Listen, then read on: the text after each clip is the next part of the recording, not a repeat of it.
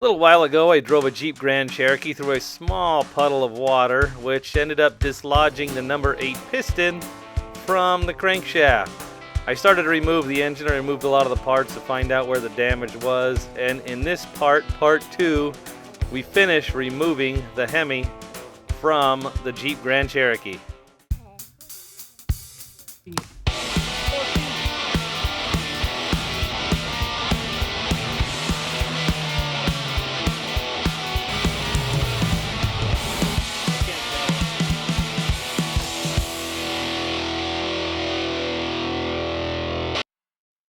To continue, I need to take the cam and the lifters out of this engine and put it in the other one. I have some new MD whatever solenoids because I hear you can never get these out, they always break. So in order to get the cam out, I got to take all the stuff off the front, including the pump. In order to get the pump out, I got to get this bolt out.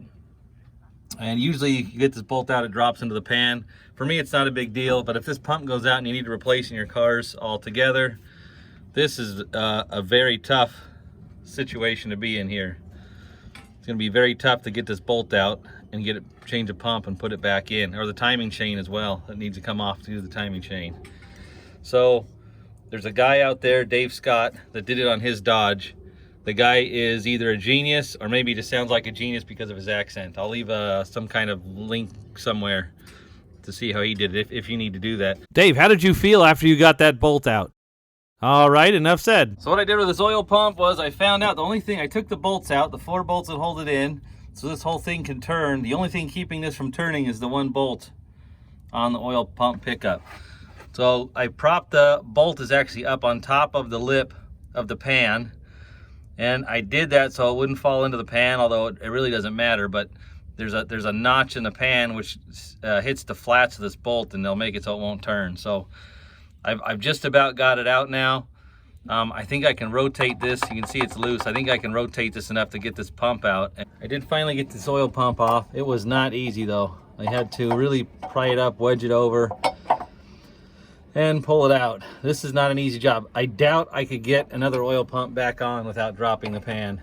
Pump itself actually doesn't look too bad. I did have to pry on that a bit, but yeah, I got it out, but I don't think I could get it back in without damaging it. All right, I got the bolt out here. I need a 15 millimeter. This is the 13 millimeter socket. I'm gonna pin the timing chain tensioner back so I can get this timing chain off next. And next to come off is the plate. The plate with the tensioners. I believe these are going to be 13 millimeter or 15. Those are going to be 13 millimeter socket for those. So to get this engine out, we got to pull the exhaust manifolds. There's 2 bolts in the back.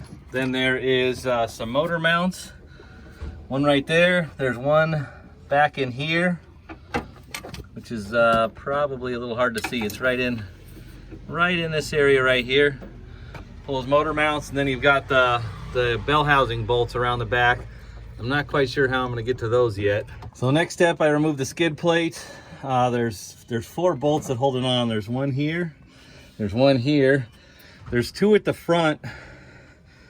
You can see right here, but there's a slot in the plate, so it actually just slides forward and then drops off. So really, to take it off, I just had to remove 2 bolts and 2 spiders. So I learned these exhaust manifolds are held on with a bolt, and there's like a nut plate.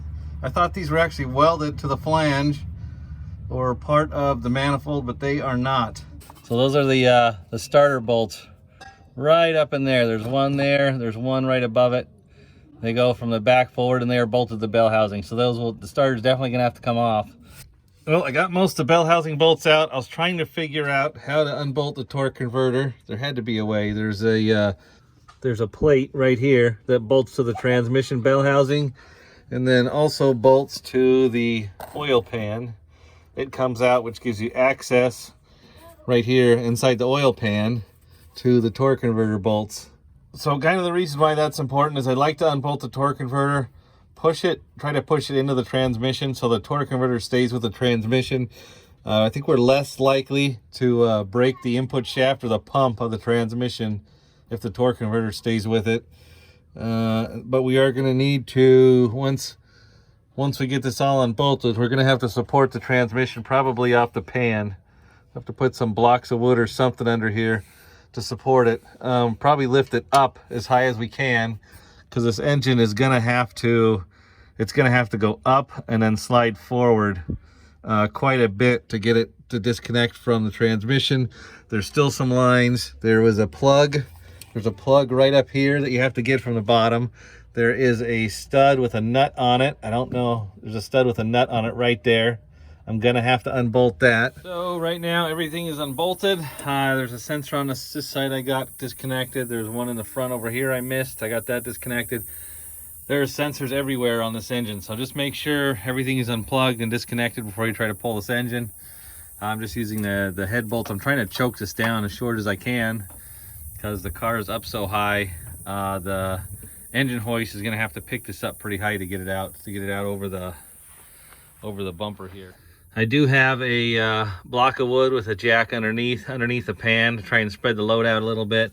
We're gonna try to lift that up as much as possible, because once the engine comes out, there's nothing holding the transmission up anymore. Oh, I knew that was gonna happen. Work on the hill. I got this choked up there pretty short. I think I'm gonna break the firewall. Let me adjust this a little bit. So I've got the motor mounts are disconnected. Everything should be about ready to go. I think this is up about as far as it can go. There's one bolt left in the back. I think I'm gonna have to lower this. I want to try to keep this straight and as level as possible, but yeah, I can't really get in there. But as I loosen the bolt, this gap right here between the engine and transmission keeps opening up. Let me see if I can get a good picture of that. That gap keeps opening up as I take the bolt out. So this engine is about to come out. I want to try to keep it level so we can keep tension off the input shaft of the transmission. This is lifting up on the back too much now. Let's move it this way a little bit. I'll try this again.